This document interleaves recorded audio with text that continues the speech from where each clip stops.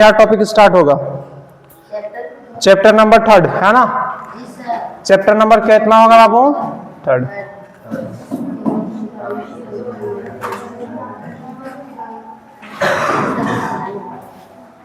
Class 10th का chapter number 3 है ना?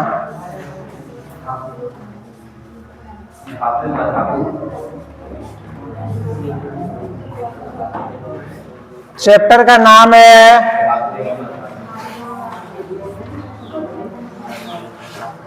धातु एवं अधातु।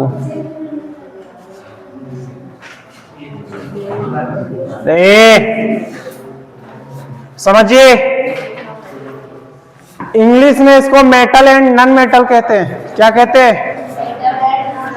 मेटल एंड नॉन मेटल लिख देते हैं।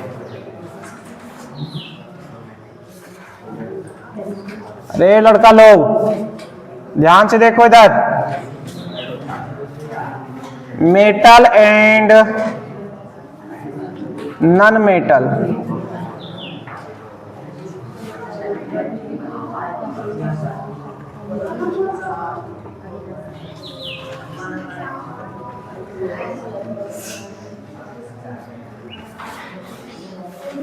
चलिए खड़ा हो जाइए, भूचानी कुमार खड़ा हो। अरे खड़ा हो भूचानी। बताइए धातु क्या होते हैं? देखिए क्लास 8 में भी पढ़ना था,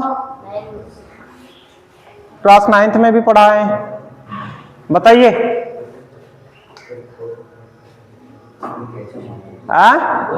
भुला गया? देखो कितना बड़ा धोखेबाज है। सही बात है कि नहीं? रे तुम ऐसे भूलोगे ना बाबू, पढ़ाई ऐसा भूल जाएगी कि जिंदगी नरक बन जाएगा। समझ में आ रहा है? समझ में आ रहा है कि नहीं? बकलोले रहेगा। कोई जानता है धातु किसे कहते? खड़ा हो दीपक, चल बता धातु किसे कहेंगे? वैसे पदार्थ जो ठोस होता था, जिसमें चमक पाई जाता था, तथा धातु मतलब ऊष्मा विद्युत का सुचालक। और चलो बहुत हद तक सही बताया। इन्हों गधा के मुंह से वो भी नहीं निकला। तो भूल जाता है मतलब क्या बन रहा है तुम? अच्छा, और 8वां 9वां ना पढ़े ले तो आज से इसका नाम बेवफा रहेगा। क्या रहेगा? बैठ, चल तुम खड़ा हो। बताओ क्या होते हैं धातु? वैसे तो जिसमें विशेष प्रकार की चमक पाई जाती है, जो आचरण कर्म होता है, जो उसमें विद्युत का संचालक होता है, तो उसे धातु कहते हैं। चल बहुत बढ़िया, बैठ। देखिए सबसे पहले हम लोग हेडिंग के ऊपर विचार कर रहे हैं। उसमें पहला चीज आया है मेटल। क्या है? मेटल। यानी पहला पॉइंट है धातु, जिसको हम लोग कहते हैं मेटल। क्या कहते हैं? समझिए, मेटल कब कहेंगे इसको? तो कुछ कंडीशन होता है। सबसे पहले धातु भी एक प्रकार के पदार्थ है, मालूम है ना तुम लोगों को? ठीक, तो हम लोग पदार्थ के रूप में परिभाषित कर सकते हैं, तत्व के रूप में परिभाषित कर सकते हैं। कोई दिक्कत किसी को? अब ध्यान दीजिए इधर, गौतम कुमार इधर ध्यान देगा। सबसे पहले धातुएं जो होती है समानता ठोस होती है, लेकिन एक्सेप्शन भी होता है। पारा जो धातु होती है, जिसको हम लोग मरकरी भी कहते हैं, जिसका प्रतीक Hg होता है। क्या होता है? Hg। ये किस अवस्था में होती है? द्रव अवस्था में। किस अवस्था में होती है?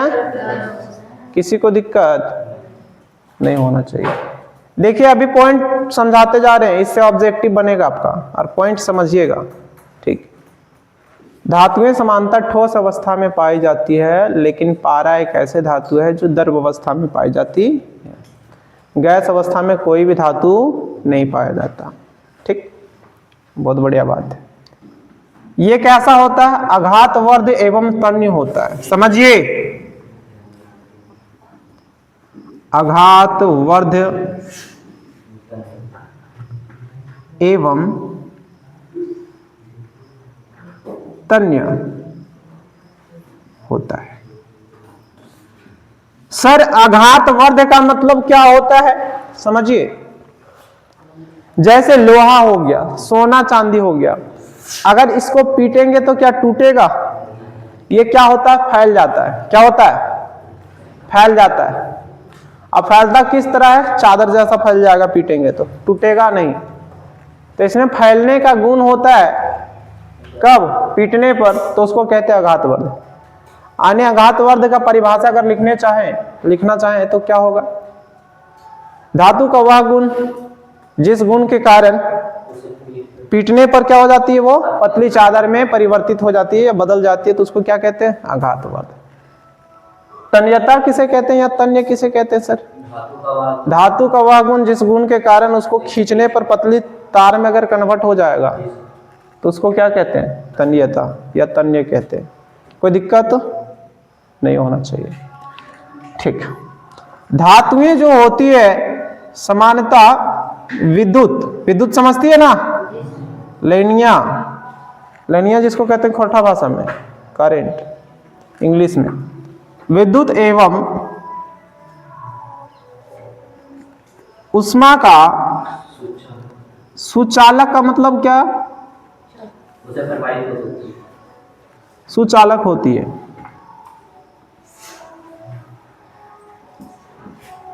अब देखिए, सुचालक का मतलब होता है कि धातु से जो विद्युत होती है वो पास हो जाएगी आराम से, और उष्मा भी, दोनों को आराम से जाने देगी। अच्छा, एक बात आप लोग सिर्फ और पूछना चाहते हैं, सबसे अधिक आघातवर्ध धातु और तन्य धातु कौन है? देखिए, सोना जो है सबसे अधिक तन्य धातु है, आघातवर्ध चांदी। ठीक, इस बात को आप लोग ध्यान में रखेंगे। यानी सोना चांदी दोनों मिला करके कहो कि आघातवर्ध और तन्य है। ठीक है।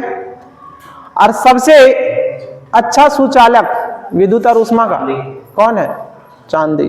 कौन है? चांदी। लड़कियां बड़ा फेमस कहती, ए जी चांदी ले दीजिए ना। तो ए जी जो है ना, ए जी, ये सबसे अच्छा सुचालक है। और तुम लोग को एक चीज और बता देते हैं, जैसे भी बरसात की समय है तो चांदी का कोई भी आभूषण पहन करके लड़कियां धान रोपने के लिए नहीं जाना। बरसात के दौरान क्या होती है? बादल गरजती है, जिसके कारण चमक उत्पन्न होती है। चमक जो उत्पन्न होती है वहां आवेश उत्पन्न होती है, और आवेश जब उत्पन्न होती है और वो जब चलती है तो वो विद्युत के फॉर्म में कन्वर्ट हो जाती है। और तुम लोग जानती है कि ये जो चांदी है विद्युत का अच्छा सुचालक है। तो कोई भी अगर मेटल पहन के रखी है या साथ में रखी है तो उसको दूर फेंक देना, क्योंकि ये अट्रैक्ट कर लेती है, आवेश को खींचती है। कोई दिक्कत? तो ज्यादा घायल होने की संभावना होता है। बादल अगर दूर गिर रही है तो भी खींच लेगी ये सामने, इसलिए थोड़ा सा ध्यान रखेगी। अरे अच्छा सुचालक भी है। अच्छा, अब तुम लोग से प्रश्न अगर कोई करे कि बताइए धातु विद्युत का सुचालक क्यों होता है? कुछ तो इसके अंदर पाया जाता होगा जिसके कारण ये विद्युत का चालन करता है। और अधातु विद्युत का कुचालक क्यों है? क्या है दोनों में फर्क? इसके अंदर पाया जाता है इलेक्ट्रॉन। वो तो अधातु के भी अंदर पाया जाता है ना। कार्बन के अंदर इलेक्ट्रॉन नहीं होता है क्या? 6 इलेक्ट्रॉन 6 प्रोटॉन होता है।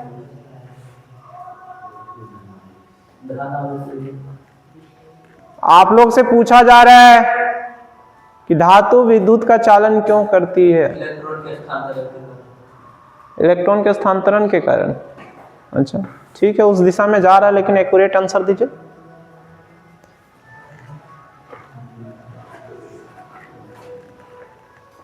बताइए आप लोग। बोलो बाबू। आवेश। आवेश। अच्छा, आवेश, बहुत अच्छी बात है। और कोई बता सकता है?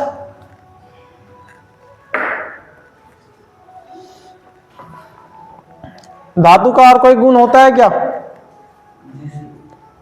देखिए अगला गुण लिख रहे हैं, धातुएं जो होती है इलेक्ट्रॉन को त्याग करके धन आयन बनने की प्रवृत्ति रखती है। ये क्या करता है? इलेक्ट्रॉन को त्याग कर धन आयन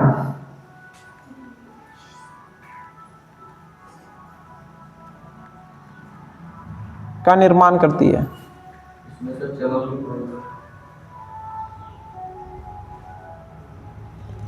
धातु में विशेष प्रकार की चमक पाई जाती है जिसको हम लोग धात्विक चमक भी कहते हैं, है ना।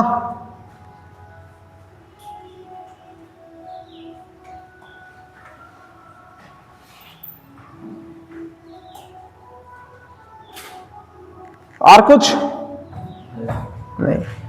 देखिए दो चीज हम क्लियर करते हैं, थोड़ा सा ध्यान रखिएगा, इतना कोई हर बच्चा जानता है ये। एक चीज आप क्लियर सुन लीजिए कि धातु विद्युत का चालन क्यों करते हैं और अधातु विद्युत का चालन क्यों नहीं करते। बहुत दिनों से ये बात आपका दिमाग में होना चाहिए, और नहीं है तो सोच लीजिए कि हम रट रहे हैं, समझ के पढ़ नहीं रहे हैं, क्वेश्चन नहीं उठ रहा है हमारे दिमाग में। धातु के अंदर एक चीज पाया जाता है जिसको हम लोग कहते हैं मुक्त इलेक्ट्रॉन, फ्री इलेक्ट्रॉन्स। क्या कहते हैं बाबू? Free electrons.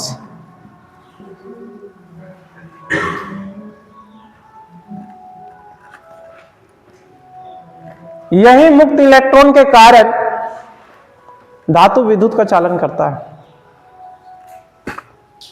कोई दिक्कत? अगर धातु के अंदर यह मुक्त इलेक्ट्रॉन नहीं पाया जाता तो धातु भी विद्युत का चालन नहीं करता। कोई दिक्कत? और अधातु के अंदर मुक्त इलेक्ट्रॉन नहीं पाया जाता है, जिसके कारण विद्युत और ऊष्मा का सुचालक नहीं होते, वो कुचालक हो जाते हैं। अब ये नहीं पूछना कि सर धातु में मुक्त इलेक्ट्रॉन कैसे पाया जाता है, क्यों पाया जाता है। तो ये प्रकृति का मूलभूत नियम है। हमारे वैज्ञानिक जब तत्व को प्राप्त किए थे तो उसमें एक विशेष गुण पाया गया था कि कुछ धातु में, यानी कुछ तत्व, धातु नहीं कह सकते, कुछ तत्व में मुक्त इलेक्ट्रॉन पाया गया था और कुछ तत्व में मुक्त इलेक्ट्रॉन नहीं पाया गया था। ठीक है, कोई दिक्कत? तो जिस तत्व में मुक्त इलेक्ट्रॉन पाया गया उसको धातु के श्रेणी में रखा गया, जो धातु के गुण को सेटिस्फाई किया। ठीक। अब कुछ तत्व जो है जिसमें मुक्त इलेक्ट्रॉन नहीं पाया गया उसको अधातु में रखा गया, और भी एक दो गुण को धारण किया अधातु को। जैसे सर हम लोग इसका तो बात कर लिए धातु का, इधर अधातु का बात करते हैं। ठीक है, समझिए।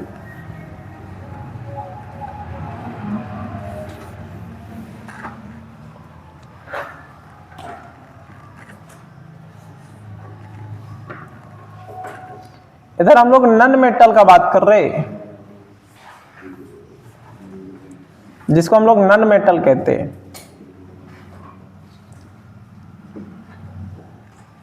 देखिए अधातु को इंग्लिश में नन मेटल कहते हैं, उसके बारे में हम लोग बात करने जा रहे हैं। सबसे पहले ये क्या होते हैं? ठोस होते हैं क्या? नहीं। ये तीनों अवस्था में पाए जाते हैं? नहीं। ठोस, द्रव, गैस अवस्था में भी पाई जाती है। ये जो होते हैं वो तीनों अवस्था में पाए जाते हैं। हीरा क्या है? अरे हीरा क्या है? अधातु है ना। हीरा अधातु है लेकिन दुनिया का सबसे कठोर पदार्थ है, ठोस अवस्था हो गया है। कार्बन क्या है? ये ठोस अवस्था में भी पाया जाता है, गैस अवस्था में भी पाया जाता है। क्लोरीन क्या है? अधातु, गैस अवस्था में पाई जा रही है। ब्रोमीन क्या है? अधातु, द्रव अवस्था में पाई जा रही है। आता है ना? नहीं, धातु अधातु दोनों का गुण होता तो वो उपधातु हो जाता, मेटलॉइड। ब्रोमीन जो है अधातु है, ध्यान रखो। एक चीज और बता दे रहे हो, क्लोरीन, हाइड्रोजन सब अधातु है, गैस अवस्था में पाया जा रहा है। ठीक है, तो ये तीनों अवस्था में पाया जाता है, इस बात को ध्यान में रखोगे। ठीक है,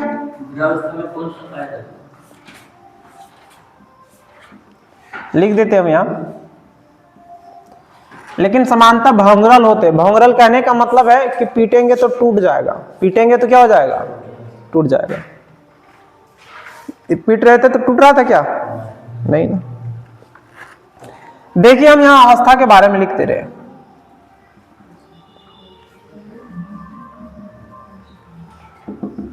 ठोस अवस्था में हीरा हो गया आपका,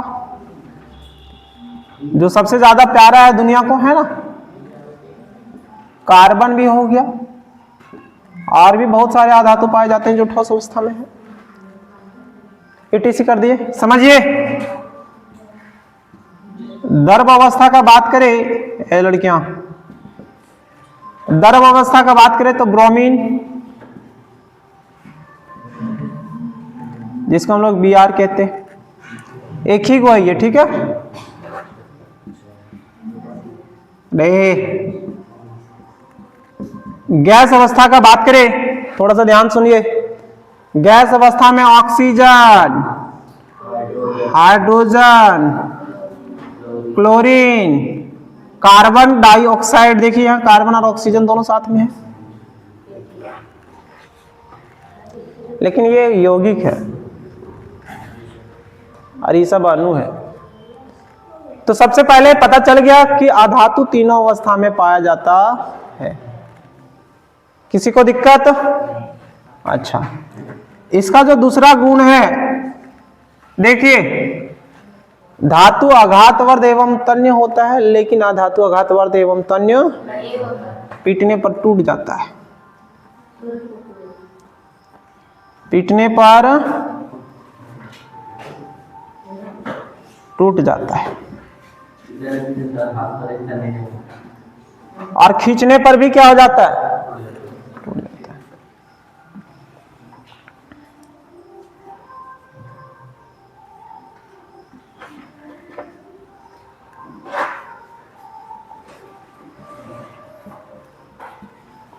आप समझिए, यहां एक अपवाद है, हीरा दुनिया के सबसे कठोर पदार्थ है।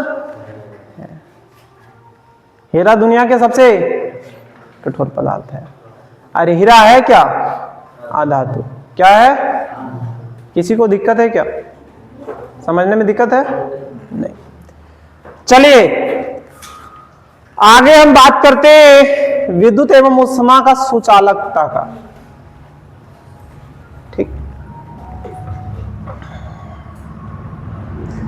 तो अधातु समानता क्या होता है? कुचालक होता है। क्या होता है बाबू?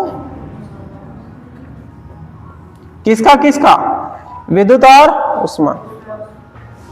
तुम लोग देखोगे कि सर अगर हम खाना बना रहे हैं और सब्जी चलाने के लिए अगर मिश्र धातु का छोलनी नहीं है तो लकड़ी से चलाते हैं।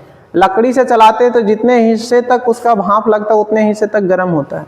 आगे बढ़ता है क्या? नहीं बढ़ता। लेकिन वही छोलनी के रख दो तो पूरा छोलनिया धिप जाए, धिप जाता है ना। तो इसमें क्या होता है, ना तो विद्युत का ये जो सूखी हुई लकड़ी है इसमें ना तो करंट चलेगा नहीं ऊष्मा चलती है, यानी ना तो विद्युत चलेगा नहीं ऊष्मा। कच्चा में चल जाएगी, कच्चा में चल जाएगा, क्योंकि उसमें मुक्त इलेक्ट्रॉन पाया जाता है, उसमें जल होता है ना, तो उसमें ऊष्मा भी चलेगी और क्या चलेगी? विद्युत भी। कोई दिक्कत नहीं। तो ये सूखी हुई लकड़ी में जो है ना तो करंट पास होगा ना ही उष्मा, तो इसको कहते हैं कुचालक पदार्थ। कोई दिक्कत समझ में आ रहा है लड़का? चलो बहुत बढ़िया बात है।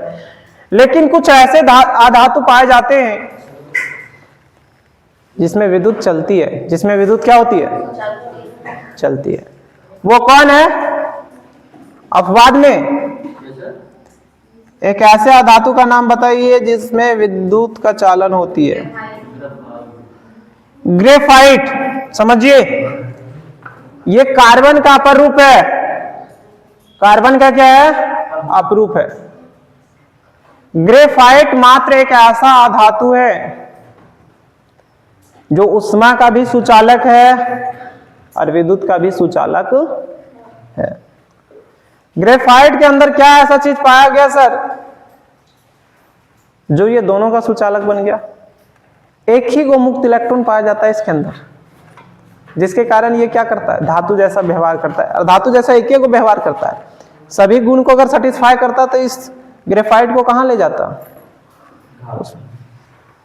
लेकिन एक बात और है कि ये कार्बन का अपरूप है।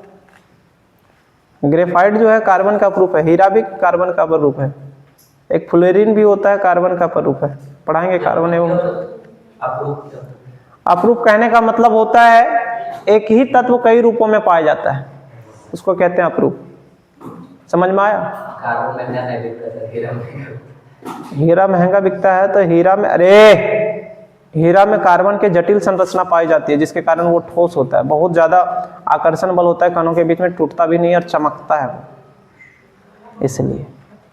लेकिन प्रकाश के बिना कोई चमक नहीं सकता। क्या इतना समझ में आया? इतना बात किया आप समझिए। ये इलेक्ट्रॉन त्यागती नहीं है, अधातुएं इलेक्ट्रॉन ग्रहण करती है। अधातु इलेक्ट्रॉन क्या करती है? ग्रहण करती है। बहुत चालाक होती है, अपना देती नहीं है, दूसरा का लेती है ना? तो ये इलेक्ट्रॉन ग्रहण करती है, त्यागती नहीं है।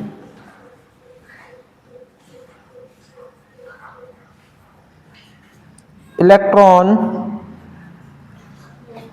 ग्रहण करती है। मूर्धन्य पड़ेगा, दे देते हैं। इलेक्ट्रॉन ग्रहण करके क्या बनाती है बाबू? ये ऋण आयन का निर्माण करती है।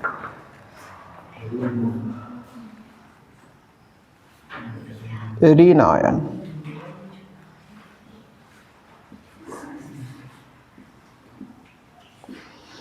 कोई दिक्कत नहीं। अच्छा, इसमें चमक नहीं पाया जाता है, लेकिन अपवाद है। रे अधातु में चमक नहीं पाया जाता लेकिन अपवाद है। अपवाद कौन कौन है? एक देखिए बकलुल, ग्रेफाइट और एक आयोडीन। ग्रेफाइट और आयोडीन जो है उसमें चमक पाई जाती है। अपवाद।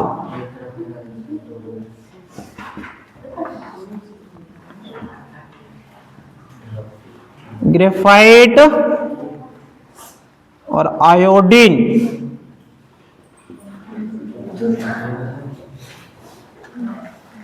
कोई दिक्कत?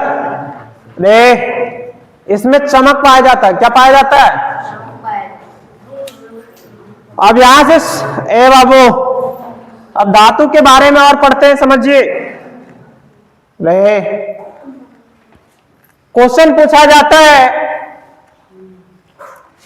कि दो ऐसे धातु का नाम बताइए जो मुलायम होता है, सॉफ्ट, जिसे हम लोग चाकू से काट सकते हैं। Sodium potassium. तो सोडियम और पोटेशियम। ले Na और ये बड़ा एकदम मस्त होता है, पनीर जैसा। लाइए चाकू से काटिए और खाइएगा नहीं, नहीं तो पानी में नहीं डालिएगा, नहीं तो ये क्या करता है? ऑक्सीजन के संपर्क में भी नहीं रखना है ना। ऑक्सीजन से अभिक्रिया करके सोडियम ऑक्साइड का निर्माण करेगा, और जिस समय सोडियम ऑक्साइड का निर्माण करेगा उस समय ये उष्मा क्षेपी भी होगा, उष्मा का भी निर्माण करती है। तो ब्लास्ट हो जाएगा, है ना। केरोसिन। नहीं तो आराम से एकदम मीठा लगता है कि कौन सी है, पनीर, खा नहीं जाने का टुकड़ा, पेट में जाके ब्लास्ट करेगा, फट, खत्म। ठीक है, इसको सुरक्षित रखने के लिए कहाँ डुबा कर रखा जाता है? काहे? क्या है कि वहां कोई अभिक्रिया ये मिट्टी के तिल में चुपचाप रहता है, एकदम छटपटाएगा नहीं, कोई दिक्कत नहीं।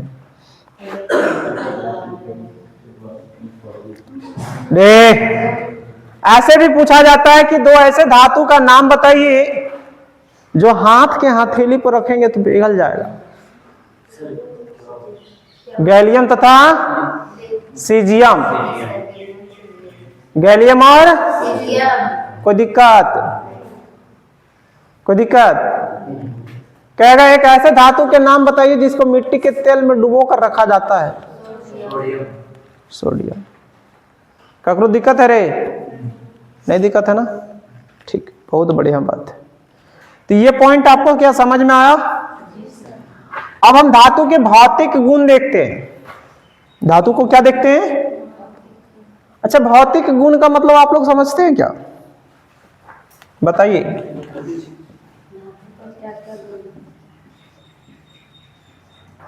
भौतिक गुण, फिजिकल प्रॉपर्टीज ऑफ मेटल,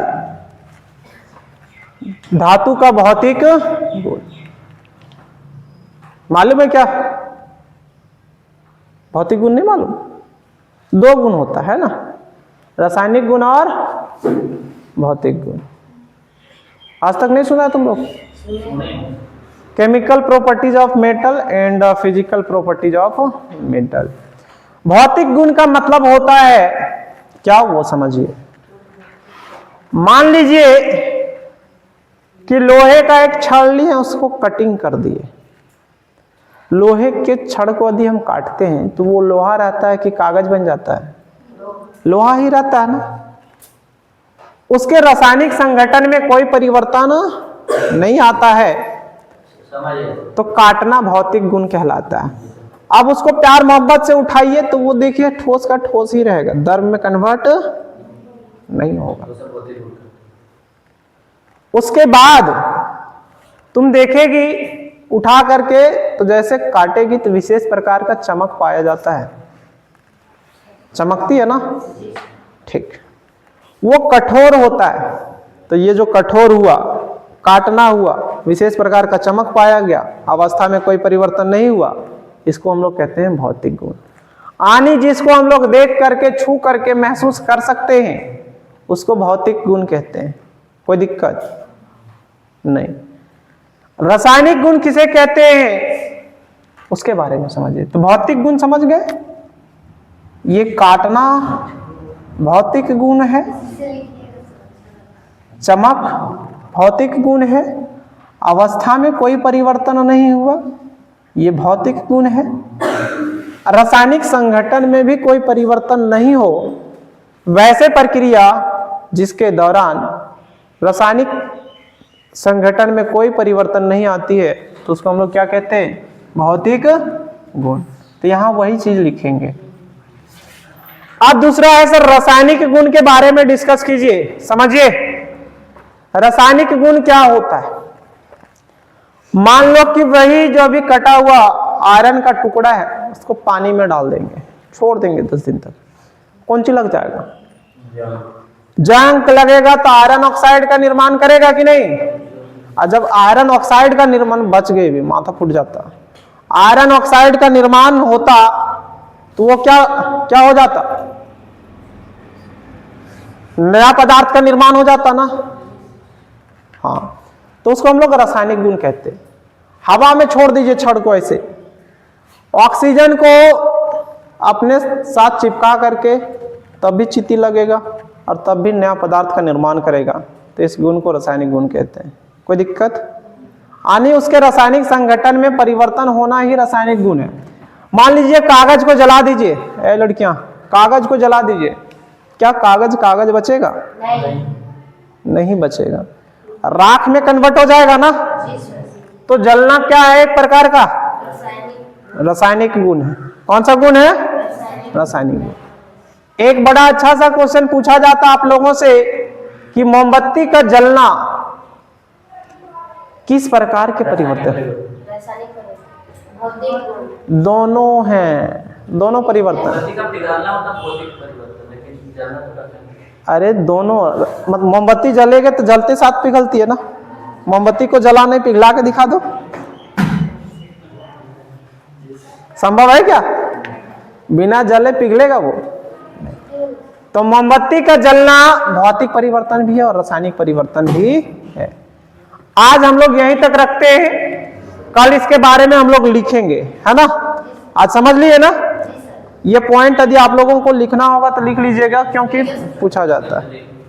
ठीक, तो आज यहीं तक रखते हैं, नेक्स्ट क्लास